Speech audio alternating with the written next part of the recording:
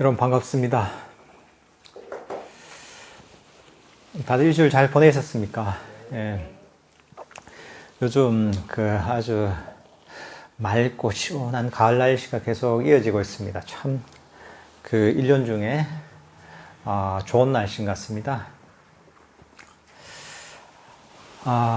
이런 날 왜 또 부처님 법을 배우니까 얼마나 더 좋습니까? 그죠?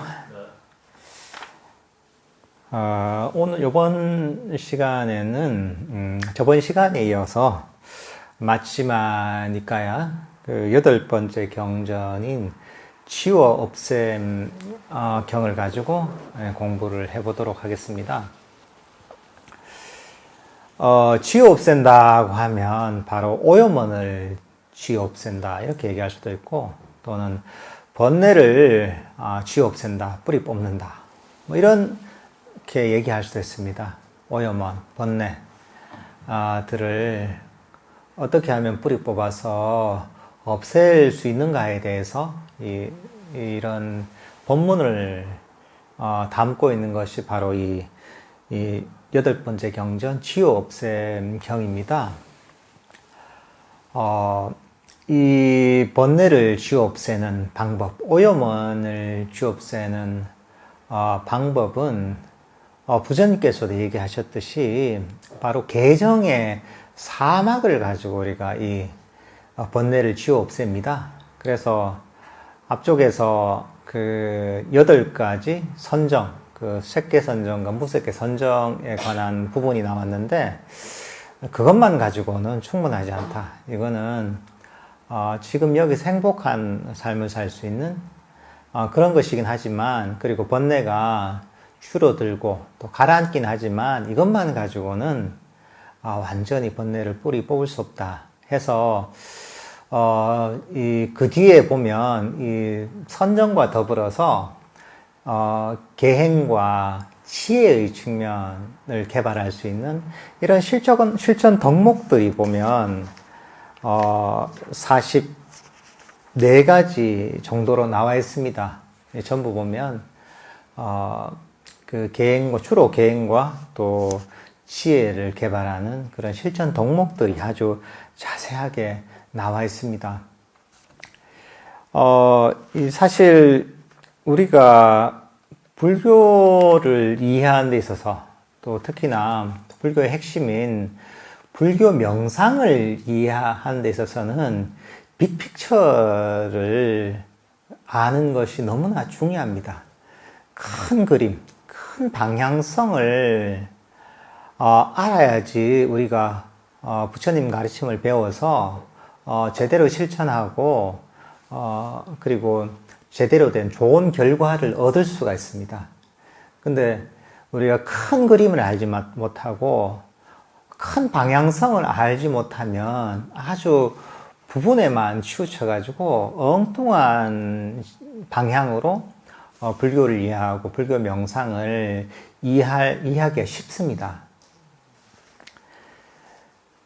그럼 가장 큰 가장 중요한 것, 가장 근본은 무엇이냐? 불교의 목적은 무엇이냐? 불교 명상의 목적은 무엇이냐? 일단 이걸 알아야 됩니다. 이게 제일 근본이죠. 이 가장 근본이 무엇이냐, 그럼? 바로 이 괴로움의 소멸이 불교의 목적이고, 불교 명상의 목적입니다. 석가모니 부처님께서 법을 펴신 이유도 보면, 오로지, 중생들의 괴로움을 소멸시켜 주기 위해서 이 법을 설하신 겁니다. 그러니까 부처님의 모든 가르침, 이런 경전에 있는 모든 가르침은 바로 괴로움을 소멸시키고, 궁극적인 행복으로 이끌기 위한 가르침입니다. 일단은 그것을 알고 있어야 됩니다. 그러니까 모든 가르침은 괴로움의 소멸을 위해 존재하는 겁니다. 불교의 가르침은. 그 외에 목적은 없습니다. 그러니까 이 수행의 방법론이라는 것들도 모두 이 괴로움의 소멸을 위해 존재하는 겁니다. 팔정도, 계정의 사막이라는 것, 계행과 삼매와 지혜, 계행과 또 사마타 비파사나라는 것이 모두 괴로움의 소멸을 위해서 존재하는 겁니다. 그리고 이제 그 괴로움을 소멸시키기 위해서 괴로움에는 원인이 있겠죠, 그죠? 그리고 어떻게 보면 이 계정의 사막 8종도는 괴로움을 소멸시키기 위해서 괴로움의 원인을 없애는 그런 방법론이다, 이렇게 얘기할 수가 있습니다. 부처님께서는 어떤 측면에서 보자면 마음의 병을 고치는, 마음의 병을 치료하는 최고 위대한 의사다라고 얘기할 수가 있습니다. 이 세상에는 다양한 종류의 의사가 있죠, 그죠? 한의사도 있고, 보통 그 양방의 의사도 있고, 또 다 전문 분야가 있죠, 그죠? 외과를 다루는 그런 의사도 있고, 또는 내과 관련된 의사도 있고, 정신과 의사도 있고, 이비인후과 의사도 있고, 치과 의사도 있고, 다양한 종류의 의사가 있습니다. 의사들은 보면 그 목적이 뭡니까? 그 사람, 환자들의 병을 치료하는 게 의사들이 하는 일입니다. 그 병을 치료하기 위해서, 다양한 기술을 배워서 이런저런 약을 처방하기도 하고, 또는 수술을 하기도 하고, 또는 어떤 몸 관리를 가지기도 하고, 그렇게 해서 환자들을 치료를 합니다. 그래서 그 환자들의 어떤 육체적 고통을 덜어내주는 것이 의사의 역할이죠. 부처님도 마찬가지입니다. 부처님도 사람들이 마음이 병든 걸 보셨다는 거예요. 사람들의 병든 마음을 보고서, 참, 사람들이 너무 이 마음의 병이 들어서 고통이 심하구나. 내가 사람들을 이런 마음의 병, 이 고통을 고쳐줘야 되겠다 하고 가르침을 설하신 거죠. 치료법을 가르쳐 주신 거죠, 이제. 치료약을 처방을 해 주신 거죠, 이게. 이제 그 치료약이 뭐냐면, 바로 8종도 또는 계정의 사막이다라고 할 수가 있습니다. 삼매와 지혜와 계행을 닦는 것. 이게 바로, 괴로움이라는 병을 치료하는 바로 치료법이자 치료약입니다, 이게. 그러니까 이게 아주 부처님의 가르침은 현실적인 가르침입니다. 그러니까 불교의 가르침을 때로는 오해하면 굉장히 형이상학적인 철학이다, 이렇게 이해하는 경우도 참 많습니다, 이게. 남들이 모르는 이치를 깨닫는 것. 남들이 모르는 뭔가 이론을 아는 것. 이렇게 불교를 바라보는 사람들도 굉장히 많습니다, 이제. 역사가 세월이 지나가면, 부처님께서 멸하시고 굉장히 세월이 오래되면서 불교를 어떤 아주 고고한 철학처럼 이해하는 것. 또 불교를 어떤 우리에게 지켜야 될 그냥 윤리를 가르쳐 주는 일종의 그냥 종교처럼 이해하는 이런 어떤 그런 사람들이 굉장히 많이 있습니다. 하지만 불교의 본령, 핵심 큰 방향성은 바로 아주 실질적인 거죠. 실용적인 가르침인 거죠. 바로 우리가 현실적으로 겪는 그런 괴로움을 없애줘서 우리 마음을 평화롭고 행복하게 만들어주는 것이 바로 이 부처님의 가르침이라는 겁니다. 그러니까 경전을 읽을 때도 그런 식으로 바라봐야 이해가 됩니다. 불교 수행을 바라볼 때도 그런 식으로 바라봐야지 제대로 방향을 잡아서 수행을 할 수가 있습니다. 근데 보통은 이제 그렇게 잘 바라보지 않습니다, 이게. 왜냐하면 사람들이, 책을 읽고 보면 그냥, 머릿속으로 그냥 정리하고 생각하고 추론하는데 익숙해져 있다 보니까 불교도 그런 식으로 바라보게 되는 경우가 많습니다.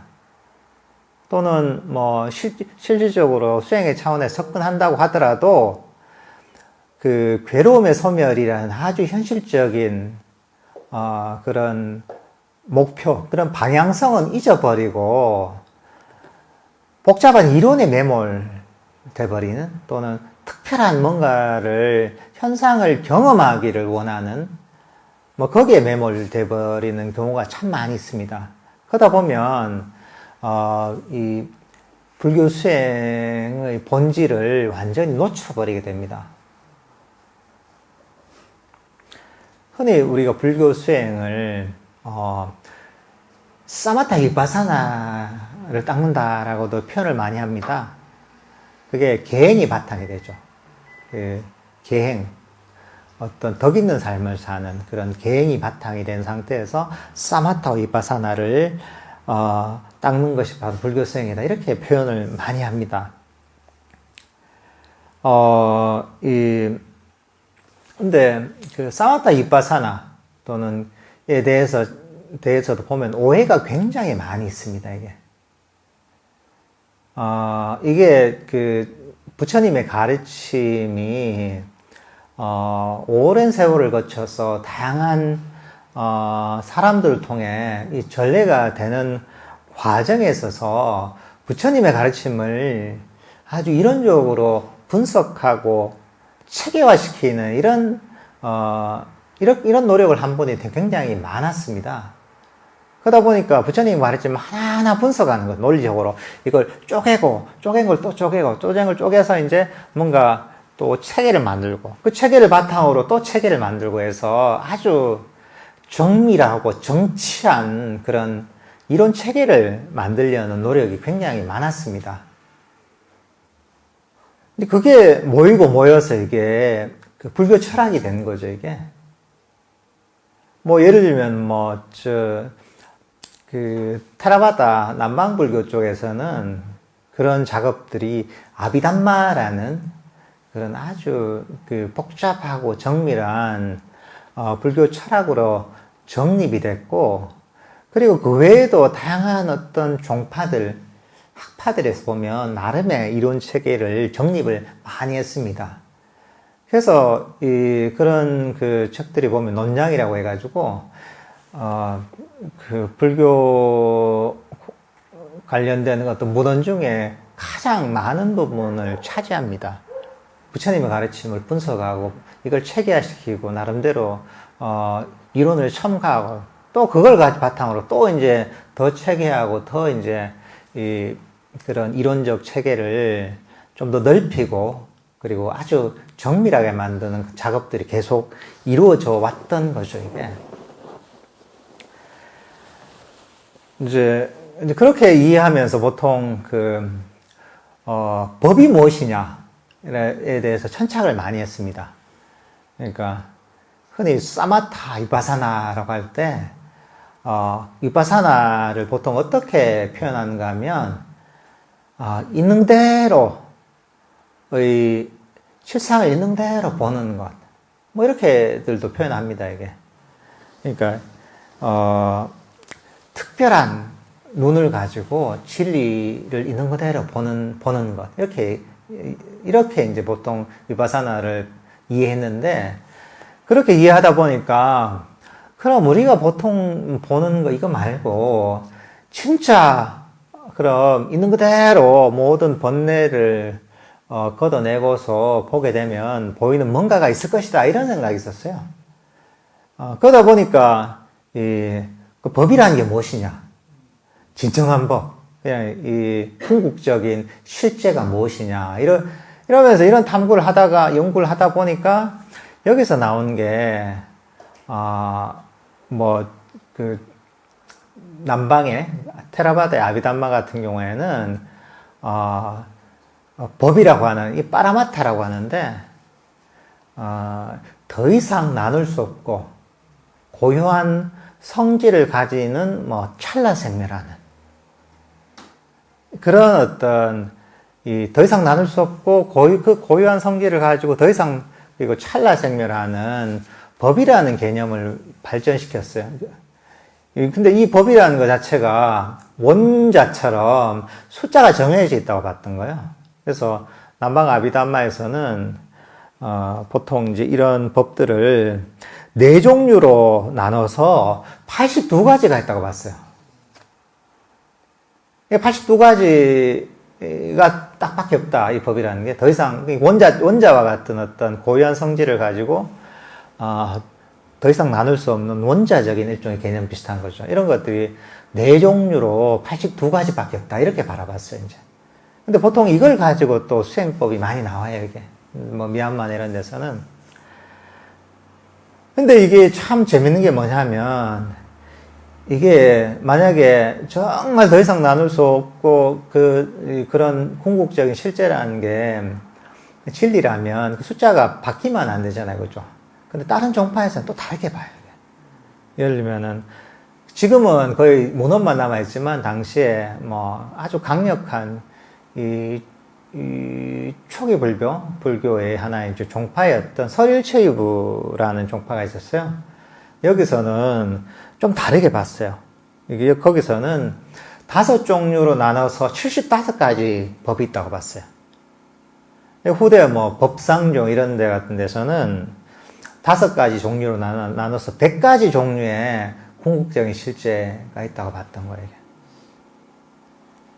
그러니까 이제 보통 잘못 접근하게 되면 많은 수행법에서는 이런 궁극적인 실제라고 하는 이런 법들, 아까 뭐 상자부에서는 82가지, 뭐 설일체부에 75가지, 법상종에서는 100가지, 이거를 보는 것, 있는 그대로 보는 것이 이제 윗바산하고 이렇게 봐야지 번뇌가 소멸된다. 뭐 이렇게 이 수행을 이해하는 경우도 굉장히 많아요.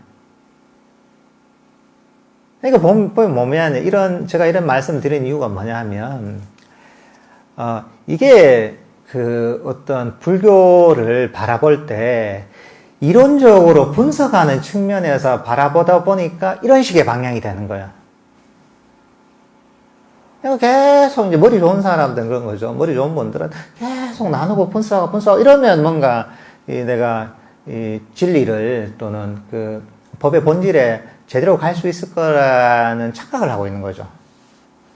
근데 아까도 말씀드린 불교는 아주 실천적인 가르침이거든요. 머리를 쓰는 가르침이 아니에요, 이게. 물론 지혜가 좀 있어야 되겠지만 기본적으로는 고통의 원인인 탐진취를 소멸시켜서 마음의 괴로움을 소멸시키는 것, 이게 바로 불교의 가르침인데 이거하고는 거리가 멀어지게 되는 거예요. 그러니까 불교를 바라볼 때는 오히려 이 머리를 써가지고 뭔가 이게 체계화를 시키는 방향이 아니라 실질적으로 그 가르침을 이해하고 그리고 받아들여서 내 마음에 적용시키면서 그러면서 나의 고통의 원인, 그러니까 탐진치죠. 5가지 장애라고 할 수 있죠. 이런 것들을 소멸시켜서 실제로 문제가 사라지고 괴로움이 소멸되는 여기에 관심을 가져야 되는 거죠. 그래야지 방향성을 잃어버리지가 않는 거예요, 이게. 그러니까 불교는 뭐 논리하고 추론하는 그런 철학이 아닌 거죠. 그리고 당위적인 윤리를 당위적인 어떤 윤리를 받아들여서 그걸 지키는 그런 어떤 윤리도 아닌 거죠, 이게. 이거는 아주 현실적으로 이 괴로움을 소멸시키는, 실질적으로 그 가르침을 적용시켜서 괴로움을 소멸시키는 아주 실천적인 방법론인 거죠. 그러니까 마음에 병이 있을 때 이 병을 치료약을 먹고 치료하는 그게 바로 이제 불교의 가르침인 거죠, 이게. 지금 여기에 보면 44가지 어떤 실천 덕목들 있잖아요. 이런 것들이 전부 뭐냐면, 머릿속 이해해서 이것을 내 마음에 적용시켜서, 그래서 나의 어떤 괴로움을 소멸시키는 그런 측면으로 내가 활용을 해야 될 것인 거죠. 그래야지 이 가르침이 제대로 적용이 되는 것이죠, 이게. 그러니까, 사마타가 됐든, 위파사나가 됐든, 어떤 계행이 됐든, 조금 다르게 접근하긴 하지만, 모두 이 괴로움의 소멸이라는 한 가지 목표를 위해서 존재하는 거죠. 사마타적인 측면이다, 이러면, 명상 주제를 알아차려서 여기저기로 떠돌던 마음을 고요하게 이 자리에 멈추면서 고통의 원인인 탐진치를 가라앉히고 약화시키고 소멸시켜서 내 마음을 평화롭고 행복하게 만드는, 이게 사마타적인 측면이고, 위파사나는 뭐냐, 내 어떤 이해를 통해서, 바른 이해를 통해서 고통의 원인들을 제거하는 거죠. 이게 사실은 내가 집착할 바가 없는 것이었는데 집착하고 있었구나 하면서 깨달으면서 집착했던 것들을 내려놓고, 욕심을 부리고 있었다면 욕심을 부리고 이게 바로 고통의 원인이구나. 왜 내가 고통의 원인들을 내가 잡고 있었나 하면서 하나의 이제 작은 깨달음을 통해서 고통의 원인들을 놓아버리면서 마음을 평화롭고 행복하게 만드는 것. 그리고 계행 같으면 뭐냐, 어떤 이 말과 또는 이 행동과 생각으로 어떤 하던 행위가 있다면 그 행위를 절제함을 통해서, 그것을 통해서 내가 거칠게 이 욕심을 내고 썩냄을 일으키게 됐던 그런 마음을 가라앉혀서 우리 마음을 정제시키는, 평화롭게 만드는 것이 바로 이 계행의 측면인 거죠. 이 모두가 보면 고통의 원인 탐진치를 놔버리는 방향성인 거죠. 그것을 통해서 이 괴로움을 소멸시키는 아주 실천적인 그런 방법론들인 거죠. 그러니까 이것을 사실은 이해하고서 지금 오늘 우리가 배우는 이런 44가지의 어떤 실천 덕목들을 바라봐야지 사실은 제대로 이 가르침들을 이해할 수 있고, 그리고 이 가르침들을 실천할 수가 있는 겁니다, 이게.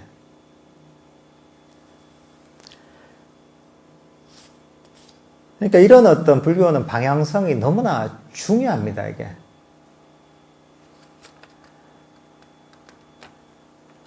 그러니까 이 경전을 통해서 이 가르침의 덕목들을 처음에 머리로 이해하죠, 그죠? 머리로 이해하고, 그 다음에 가슴으로, 깨닫고 실천해야 되는 거죠. 그것을 통해서, 내 마음의 고통의 원인들을 소멸시켜 나가는. 그런데 이제 도움을 주기 위해서 이런 실천 덕목들이 있는 것이죠. 그래서 이 실천 덕목 중에 앞에서는 10가지 선법, 10선법을 실천하는 게 있었고, 그 다음 나오는 것은 8정도 플러스 바른 지혜와 바른 해탈에 해당하는 10정도를 실천하는 부분이 있었고, 근데 그 다음 나온 게 무엇이냐? 21번째입니다. 21번째 실천 덕목이 무엇이냐? 다른 사람들은 나태와 혼침에 빠질지라도 우리는 나태와 혼침을 떨어버리라 라고 이렇게 지우 없앰을 실천해야 한다. 그러니까 나태와 혼침이라는 것이 바로 번뇌의 원인이고 괴로움의 원인이라는 것이죠. 이게 바로 오염원의 원인이라는 거죠.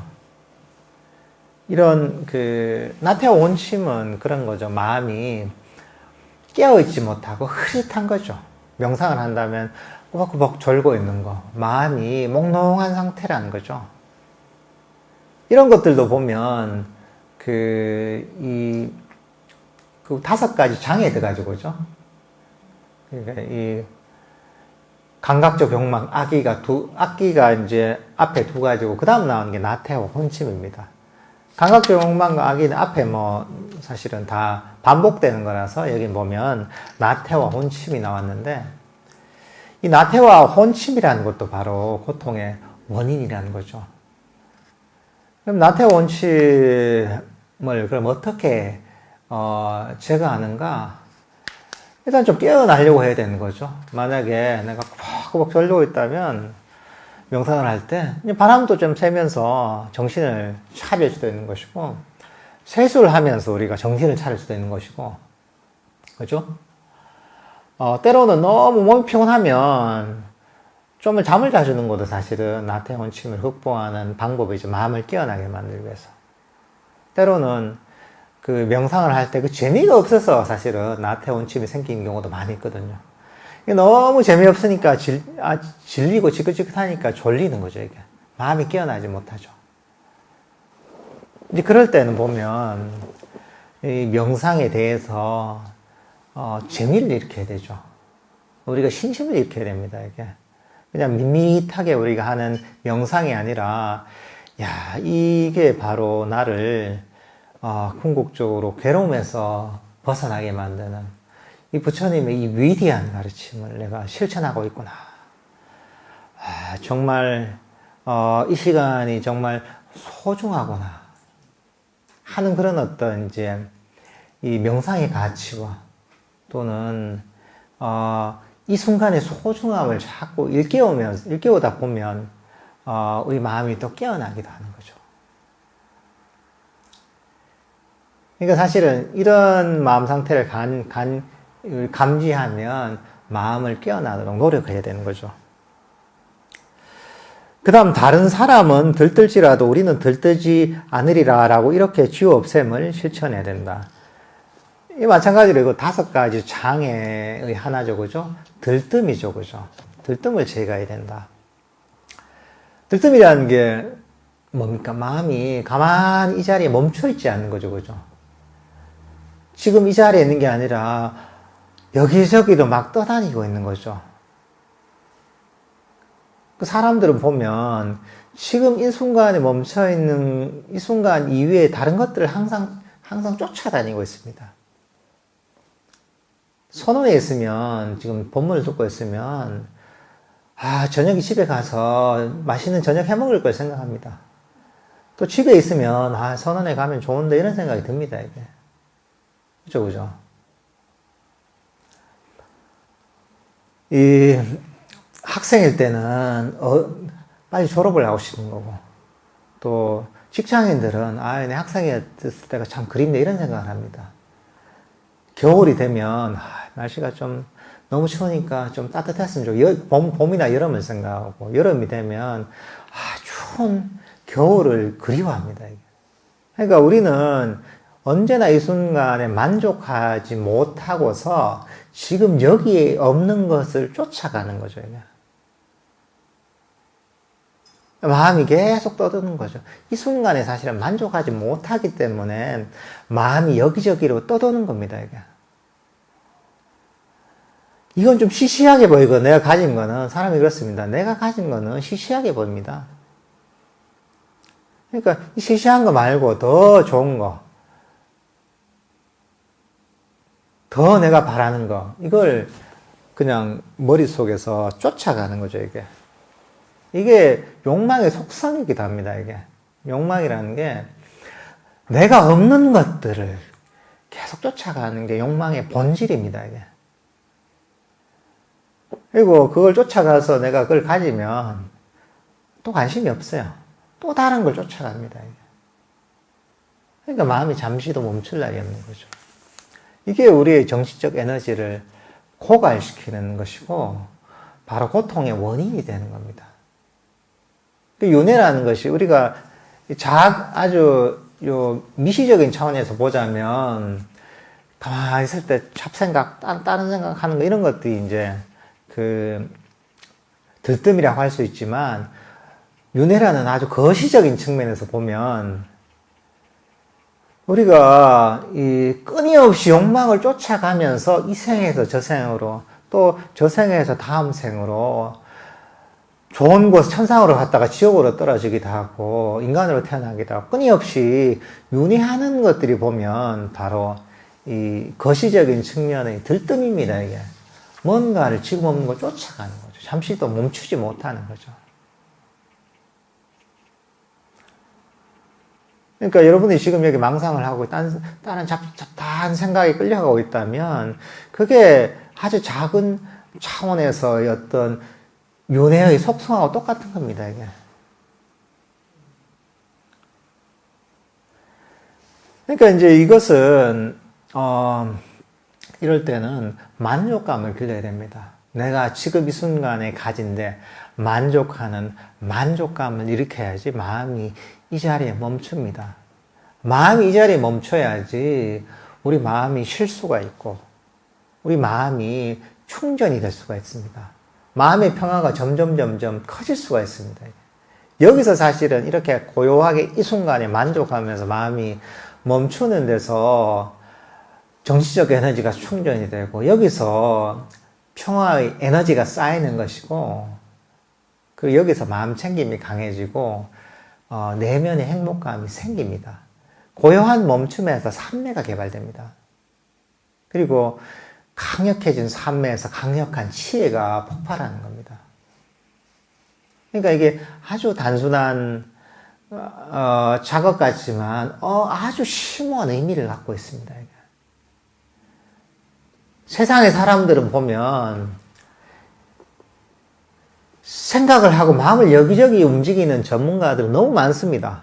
온갖 종류의 사람들이 갖가지 전문적 지식을 배양하고 또 그 생각을 사용을 하고 그런 것들을 갈고 닦습니다. 그렇지만 세상 사람들이 못하는 게 뭐냐? 마음을 이 순간에 멈추는 것은 이 세상 사람이 못하는 겁니다. 그러니까 아무리 똑똑한 사람, 아무리 무슨 노벨상을 받는 사람도 그 사람도 정신적 고통이 보통 사람보다 적을 이유가 전혀 없습니다. 이게. 왜냐하면 마음을 이 순간에 쉬어서 멈춰야지 그런 정신적 괴로움이 사라지고 마음의 평화가 커지기 때문입니다. 이게. 거기에서는 이 만족감을 개발하는 것. 지금 이 순간에 만족하는 마음. 나는 지금 이 순간 이대로 충분해. 이런 마음을 개발해야 됩니다. 명상을 할 때도 마찬가지입니다. 명상할 때도 가장 좋은 태도는 뭐냐? 나는 지금 이 순간 이대로 충분해. 내가 명상하는 이대로 더 이상 아무것도 바라지 않아. 근데 이렇게 하는 것으로 충분해. 이런 마음을 개발하는 것이 들뜸을 버리고서 바르게 명상을 하는 방법인 거죠. 그 다음은 뭐냐? 다른 사람들은 의심할지라도 우리는 의심을 건너뛰리라 라고 이렇게 지혜 없앰을 실천해야 한다. 의심도 5가지 중에 한 가지죠. 장애 중에 한 가지죠. 그죠?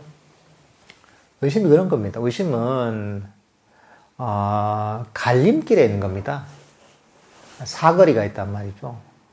사거리 내 가운데 서 있어요. 어디로 가야 될지 모르는 거예요. 앞으로 갈까? 동쪽으로 갈까? 서쪽으로 갈까? 남쪽으로 갈까? 북쪽으로 갈까? 고민된단 말이죠. 동쪽으로 잠깐 한두 발 갔다가 이거 아니지 하고 그 다음 또 서쪽으로 한 2발 갔다가 다시 돌아오고 남쪽으로 2발 갔다가 돌아오고 이렇게 고민을 하는 거죠. 이런 상태가 보면 의심이 있는 상태입니다. 이게. 의심이 있을 때는 보면 정신적 발전을 이룰 수가 없습니다. 더 이상 나아가지 못하는 거죠. 마음이 불안한 상태죠. 이게. 그러니까 사실 의심이라는 것은 우리가 수행을 통해 수행의 목적지에 도달하는 데 있어서 중간에 멈춰버리는 거죠. 이게. 왜냐하면 더 이상 한 발도 전진하지 못하기 때문에, 의심 때문에. 그러니까 사실은 명상을 통해서 명상이 발전하려면 마음의 방향성이 명확해서 그 방향으로 내가 모든 에너지를 쏟아야 됩니다. 이게. 근데 그 에너지를 쏟을 수가 없는 거죠, 이게. 의심이 있을 때는 이게 의심이 이게 장애구나 알아야 되는 거죠. 장애구나 알아야 되는 거죠, 이게. 그러니까 여러 가지 의심이 있을 수 있죠. 이제 법에 대한 의심일 수도 있는 거고. 그러려면 내가 법에 대해서 법문도 듣고 경전도 보면서 법에 대한 바른 안목을, 확고한 안목을 세워서 의심을 버려야 되는 거죠. 사실은 불교라는 것 자체가 단순히 책을 읽고 법문만 들어서 되는 게 아닙니다, 사실. 왜냐하면 아까도 얘기했지만 이거는 아주 실천적인 방법이거든요. 그 가르침을 듣고 실천을 해봐야 하는 겁니다, 이게. 그러면서 이게 이런 것이구나. 그래, 내가 이런 가르침을 듣고서 실천을 해봤더니 정말 괴로움이 소멸되고 마음이 평안해졌네. 그러면서 내가 의심이 사라지는 거죠. 이게 맞구나. 그러니까 이 불교적으로는 불교의 법에 대한 의심을 없애려면 일단 배움이 있어야 되죠. 법에 대해서 법문도 듣고 경전도 보고 있어야 되지만 그 플러스 더해져야 될 게 실천을 통해 체험을 해야 됩니다. 이게. 체험이 깊어지면 깊어질수록 의심은 사라지고 믿음은 더 확고해집니다. 이게. 그러니까 사실 흔들림 없는 믿음이 생기는 때가 언제냐 하면 그래서 수다원입니다. 이게.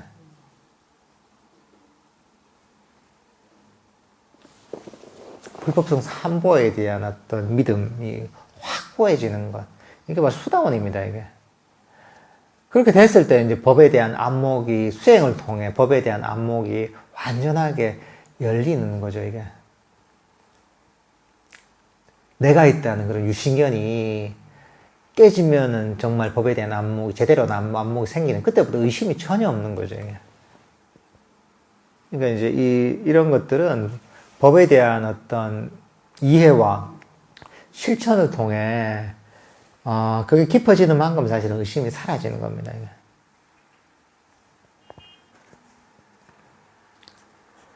그리고 우리가 명상을 할 때도 사실은 의심의 장애를 조심을 해야 됩니다. 명상하다 보면 생각이 많은 사람이 있단 말이죠. 선생님 사람들은 명상하다 보면 온갖 의심을 한단 말이죠. 조금 했는데 이건 뭐지? 한 5분 명상하고서 이건 뭐지? 내가 제대로 하고 있나? 이거는 어떻게 해서 그런 건가? 온갖 그 의문과 의심을 한단 말이죠. 근데 그게 장애입니다, 이게. 그러니까 명상을 하는 시간 동안은 일단 배운 대로 한번 해보는 겁니다. 해보고서 명상을 하는 과정에서 뭐 새로운 현상을 경험하거나 의문이 생기면 명상 시간이 끝난 다음에 그 다음 잠깐 거기에 대해 생각해 보면 되는 겁니다. 끊임없이 의심하고 이런 것들은 도움이 안 됩니다, 이게. 어느 정도 배우고서는 실천을 해봐야 됩니다. 실천을 하고 나서, 어느 정도 하고 나서, 그 다음에 이제 끝에 잠깐 이제 의문이 있다면 생각을 해보는 거죠. 이제 그런 식으로 해야지, 명상을 잠깐 하고 또 생각하고 또 생각하고 또 의심하고 이렇게 해서는 명상의 발전이 있을 수가 없습니다. 왜냐하면 의심이 불교 명상의 장애이고 고통의 원인이기 때문이죠.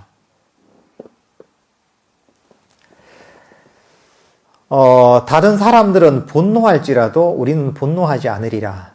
다른 사람들은 적의를 품을지라도 우리는 적의를 품지 않으리라. 분노와 적이죠. 분노와 적개심을 가지는 것. 이것도 보면 고통의 원인이고 명상의 장애죠, 그죠? 오염원이죠. 여러분들이 분노하고 적개심을 품을 때 어떻습니까? 괴롭잖아요. 괴롭다는 것 자체가 장애라는 거죠, 이게. 그러니까 이 분노하고 적개심을 가지는 것, 그럴 만한 이유가 있어서 그런 경우도 많죠. 그렇지만 이런 감정을 일으키는 것 자체가 나를 괴롭히는 거라는 거죠.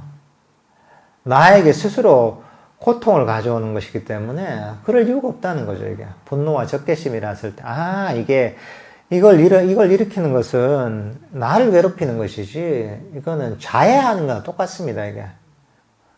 우리가 자해를 왜 해요? 자해하는 사람은 어떻게 생각합니까? 저 사람은 자기 몸을 왜 해쳐? 이러잖아요, 이게. 그러면 안 되죠, 이러잖아요. 근데 우리 육체적으로 자해하는 건 누구나 그러면 안 된다고 생각하지만 정신적 자해는 사람들이 잘 인식을 잘 못합니다. 분노하고 적개심을 일으키는 거 정신적으로 자해하는 겁니다, 이게. 나를 괴롭히는 거죠. 근데 대신 이거 대신에 이걸 버리고 오히려 뭐 내가 분노가 일어났다 이러면 뭐 좀 이해를 해보는 거죠. 뭐 분노가 일어났다면 누가 나에게 분노를 일으키겠다, 적개심을 일으키겠다 하면 저건 저 사람이 저런 업을 가져서 저렇게 행동하고 저렇게 말을 하는구나. 그래, 저 사람이 저런 안 좋은 업이 있구나. 그렇지만 저 사람 업은 내가 어떻게 할 수 없잖아. 내가 저 사람 마음을 통제할 수도 없는 것이고.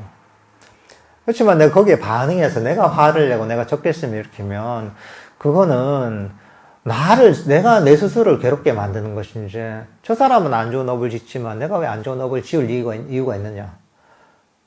나는 나를 괴롭히지 않겠다. 이렇게 이제 스스로를 가르칠 수가 있는 거죠.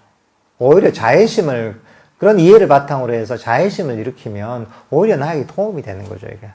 나를 행복하게 만들고, 나에게 고통의 원인, 번뇌를 소멸시키는, 이게 이제 자애심을 일으키는 것이 정말 나에게 이익이 되는구나. 이렇게 이제 가르치고 실천할 수가 있는 거죠, 이게.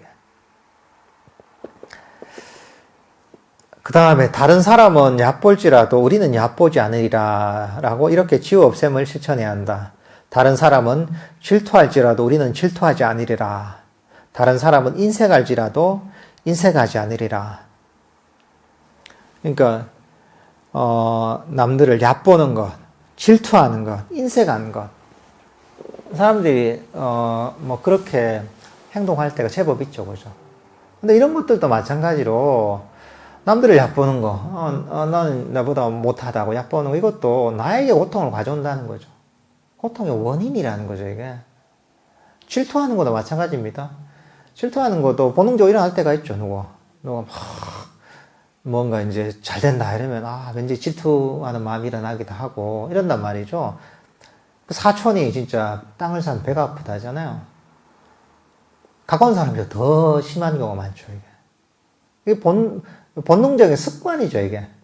그렇지만 이걸 알아차리고 이거는 나에게 고통을 가져오는데 나를 괴롭게 만드는 것인데 하고서 이걸 버려야 되는 거예요. 나를 위해서 하는 거예요. 단순히 이거는 우리가 뭐 흔히들 윤리적으로 남들을 얕보면 안 되고 남들을 질투하면 안 되고 인색하면 안 되고 이런 얘기를 하잖아요. 이건 단순히 당위적인 윤리의 차원이 아닙니다, 이거는. 이런 마음을 일으키면 나에게 이렇게 고통을 가져온다는 거예요. 이걸 버리면 오히려 내 마음이 평화롭고 행복해진다는 거예요. 아주 현실적인 겁니다, 이게. 그리고 만약에 이제 인색한 사람이라면 인색함을 버려야 되는 거죠. 왜냐하면 인색함을 버리는 게 나에게 복이 되는 거예요, 이게. 그러니까 사람들은 인색하게 지내면 내게 많아지는 줄 아는데 오히려 자기가 손해인 거예요, 이게. 업의 법칙에 따르면 베풀고 보시하면 보시할수록 그게 복이 되고 더 크게 풀어나는 거예요, 이게. 이 업의 법칙이 묘한 거예요, 이게. 그러니까 부처님께서도 보시를 강조하는 거예요. 인색함을 버리고 보시하라고 강조하는 거죠. 단순히 남을 위해서 그래 해라 그런 게 아닙니다, 이게는. 자기를 위해서 이게 자기한테 복이 되고 주면 더 들어오게 되는 거예요, 결국은. 베풀면은 그게 더 큰 복이 돼서 돌아오게 되는 거예요. 더 큰 행복으로 돌아오게 되는 거예요, 이게. 그러니까 부처님께서 이 본능에는 어긋나죠, 이게. 사람은 자기 걸 지키고 싶어 하지만 본능적으로 그렇지만 본능적으로 살아왔기 때문에 우리가 윤회를 하고 있는 겁니다. 본능적 습관을 버려야 됩니다, 이게. 그러니까 가르침을 줬고 부처님이 가르치면 믿음을 해야 되는 거죠.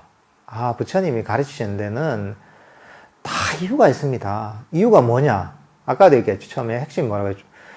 사람들 괴로움에서 건져내기 위해서 이런 가르침을 준 겁니다. 이것도 전부 다. 딴 게 아닙니다.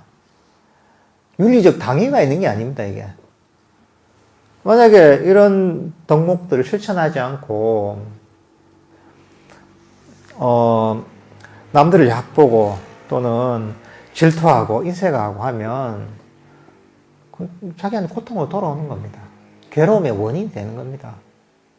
그래서 부처님께서는 행복해지려면, 괴로움에서 벗어나려면 질투도 버리고 인색함도 버리고 또는 남들을 얕보는 그런 잘못된 행동도 버려라 라고 하시는 겁니다.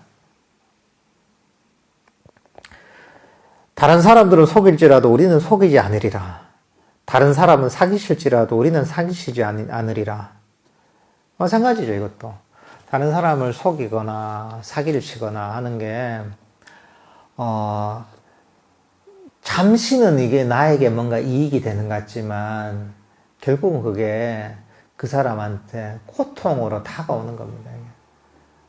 불선법을 일으킨 그런 행동을 한 결과는 결국은 고통입니다. 그러니까 사람들이 눈앞에 그러니까 큰 업의 흐름, 업의 원리를 모르기 때문에 그렇게 행동하는 거죠.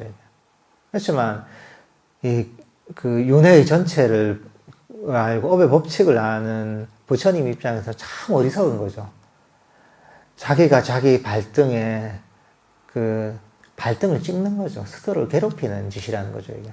그러니까 이제 이런 속이고 사기치는 행동을 버려라라는 거죠. 그러면서 남들한테 이익을 주도록 마음을 써라 하고 하시는 겁니다. 다른 사람들은 완고할지라도 우리는 완거하지 않으리라. 다른 사람은 거만할지라도 우리는 거만하지 않으리라.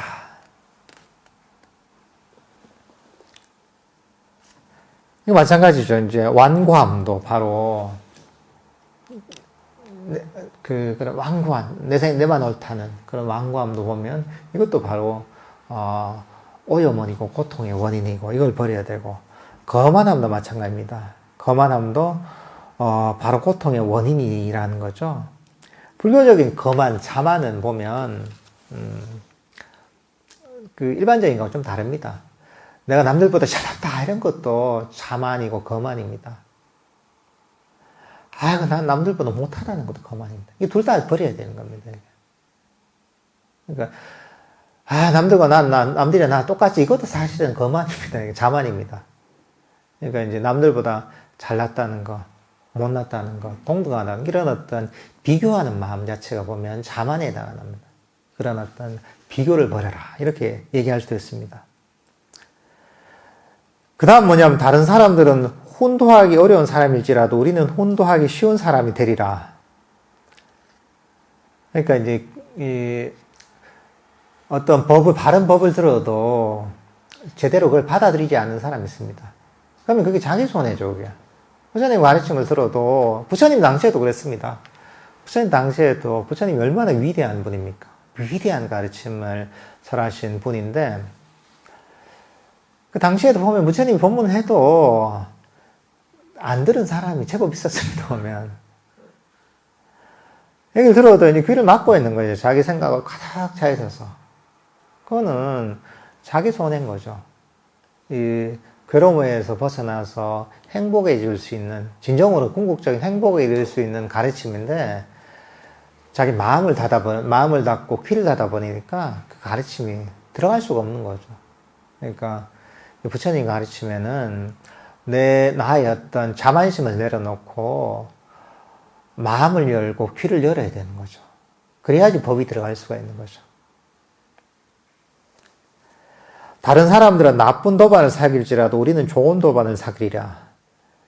이것도 중요한 겁니다. 사람도 가려 사겨야 됩니다. 저 사람이 얼마만큼 덕이 있는 사람인지, 훌륭한 사람인지, 이런 것들을 잘 따져가면서 좋은 사람들, 좋은 어떤 덕목을 가진 사람들을 사귀려고 노력해야 됩니다. 이거 도반들이 얼마나 좋습니까, 그죠? 부처님 가르침을 배우고 실천하는 이런 도반들을 가까이 하고 이러다 보면 나도 거기서 많은 배울 점을 잃고 좋은 방향으로 인도가 되게 됩니다. 항상 사람들은 끼리끼리 놉니다. 이게 동업 중생이라고 합니다.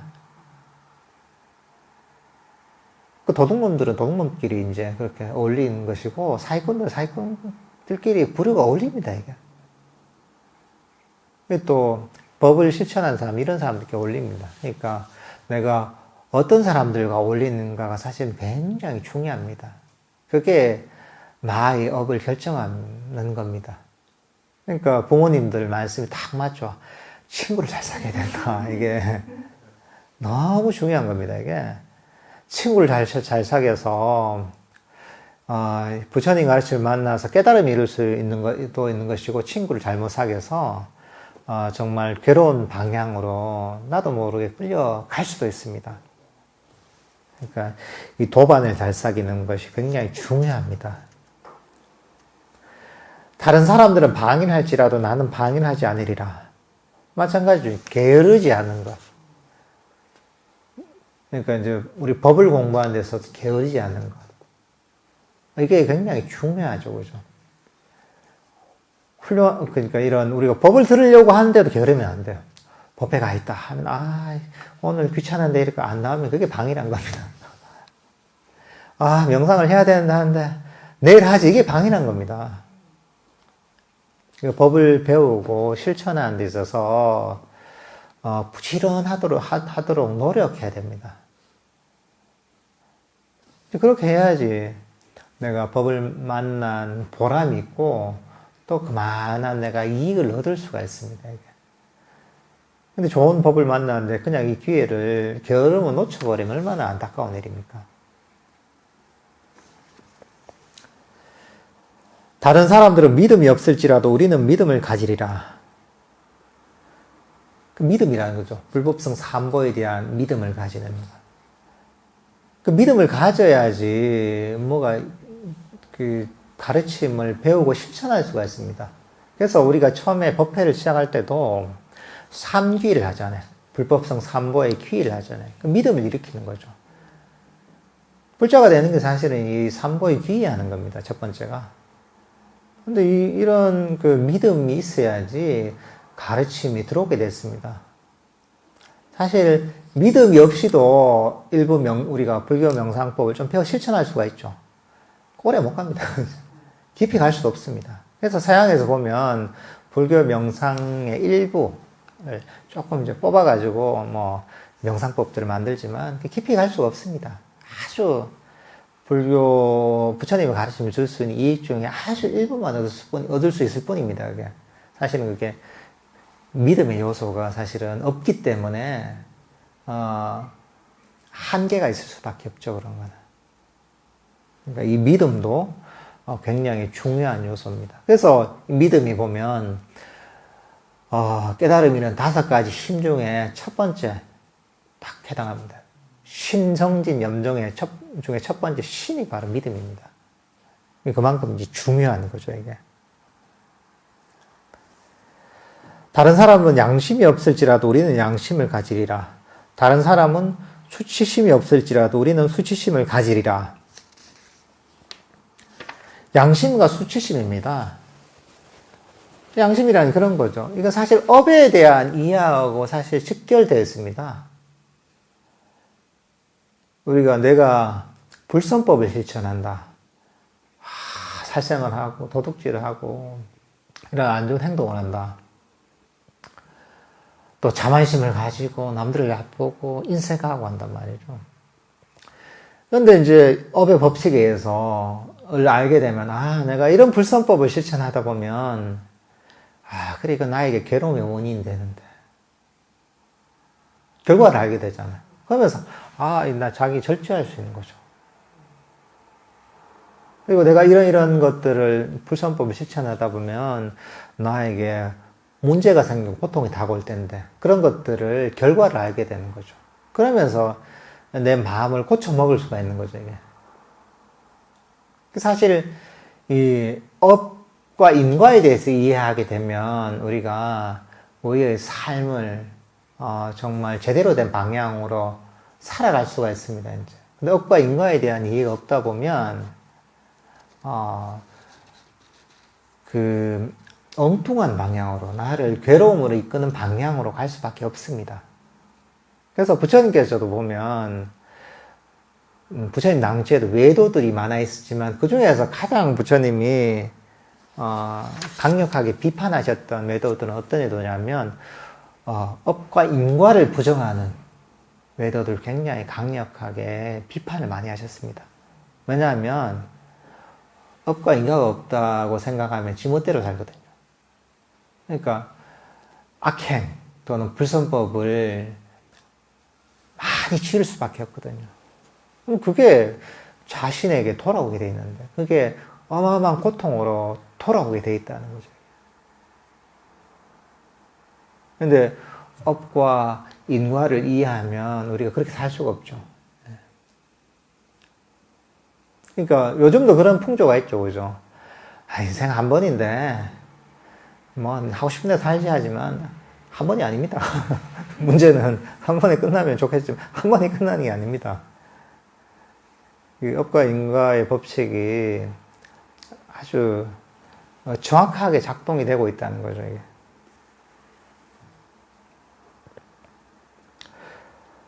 다른 사람은 적게 배우리라더라도 우리는 많이 배우리라라고 지옥샘을 실천해야 된다.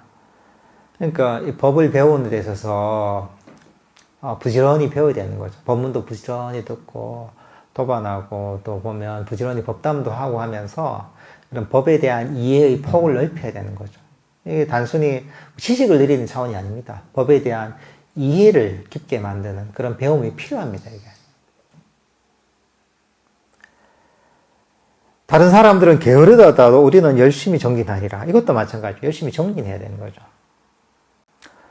다른 사람들은 마음 챙김을 놓아버리더라도 우리는 마음 챙김을 확립하리라. 마음 챙김이라는 것이 수행에서 굉장히 중요한 요소죠, 그죠? 마음 챙김이란 저번에 제가 얘기했지만 마음 챙김이라는 것은 단순히 뭐 명상 중에 움켜짐에 생기는 게 아닙니다. 마음 챙김은 여기저기로 달리던 마음을 이 순간에 멈춤에 생깁니다, 이게. 고요한 멈춤에 생기는 겁니다. 마음이 이 순간에 만족하면서 멈췄을 때 정신적 에너지가 충전이 되고 정신적 에너지가 충전이 되면서 마음이 밝아지고 깨어나고 강력해집니다. 이게 마음 챙김이 강해지는 겁니다. 사실은 마음 챙김은 고요한 멈춤에 비례해서 강력해지는 겁니다, 이게. 그런 어떤 마음 챙김을 개발해야 된다는 거죠. 다른 사람들은 통찰치가 없더라도 우리는 통찰치를 갖추리라 라고 이렇게 지옥샘을 실천해야 한다. 그러니까 이런 거죠. 이제 통찰치라는 게 차원이 있겠지만 바른 이해죠. 이게 욕망이 있는데 욕심이 있다면 욕심이라는 게 고통의 원인인데 이걸 버려야지. 생각이라는 게 잡다한 생각이라면 이거는 무사한 것인데 집착할 바가 없는 거죠. 이렇게 또 통찰치를 개발할 수가 있는 거죠. 때로는 삼례를 개발하다 보면 더 강력한 통찰치가 개발이 되죠. 이런 어떤 통찰치를 개발하는 것, 지혜를 개발하는데도 게으르면 안 된다라는 것이고, 그 다음은 다른 사람들은 자기 견해를 고수하고 굳게 거머쥐어 그것을 쉽게 놓아버리지 못하더라도 우리는 견해를 고수하여 굳게 거머쥐지 않고 쉽게 놓아버리리라. 우리가 각자의 견해가 있습니다. 온갖 종류의 견해가 있죠. 그걸 움켜쥐면서 생활합니다. 그렇지만 우리가 부처님 가르침을 배울 때는 나의 견해를 다 내려놔야 됩니다. 나의 어떤 습관을 다 내려놔야 됩니다. 마음을 비워야 됩니다, 이게. 비우고서 법을 있는 그대로 받아들여야 됩니다.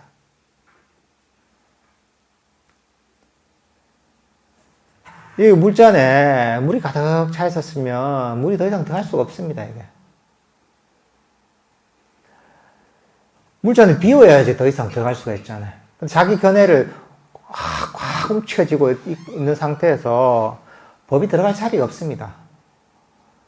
때로는 불교에 대해서 많이 아는 사람들이 참 배우기 힘듭니다. 오래 공부한 사람들이 자기 견해가 강해서 이 바른 법이 들어갈 자리가 없는 경우도 참 많이 있습니다. 이게.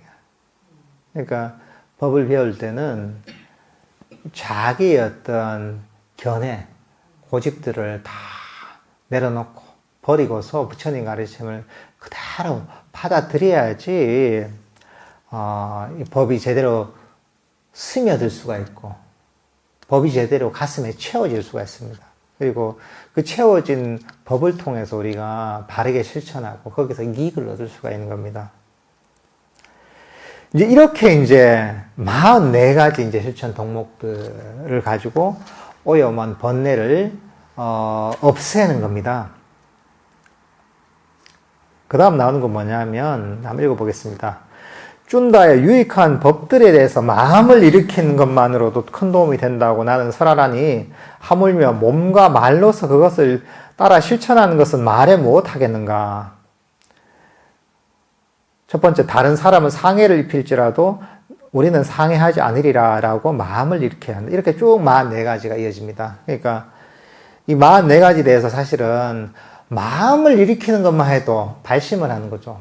이거 엄청난 이익이 있다고 하는 거죠. 마음을 일으키는 것만 해도 실천을 제대로 못 하더라도. 근데 실천하면 더 큰 이득이 있다는 거죠. 그 다음 뭐냐면, 한번 읽어보겠습니다. 쭌다여, 예를 들면 평탄하지 못한 길과 그것을 피하기 위한 다른 평탄한 길이 있고, 또한 평탄하지 못한 열목과 그것을 피하기 위한 다른 평탄한 열목이 있는 것 같이 상해하는 사람에게는 그것을 피하기 위한 상해하지 않음이 있다. 그러니까 우리가 아주 거칠고 힘든 길이 있단 말이죠. 괴로운 길이 있단 말이죠. 그 길을 피해서 우리가 좋은 길을 갈 수 있단 말이죠. 저 위에 보면 정작 안 했죠, 그죠? 산 위에. 저게, 해월정인가, 저희가? 네. 저게 해월정인가요? 해월정이 아니라, 이름 뭐 있는데? 해월정은 달맞이죠, 그죠? 어쨌든 정작 하나 있는데, 처음에 내가 성에 온 지 얼마 안 돼서 정자가 보이길래 그냥 올라가면 되겠다 싶어가지고 올라갔어요. 근데 그냥 산을 쭉 가면 될 줄 알았는데 길이 없어지는 거야. 그래서 막 헤매서 갔는데 정자는 안 보여. 군부대가 나오더라고요. 군부대가 나와가지고 그래서 군인이 선생님 오시면 안 된다고 이러더라고요.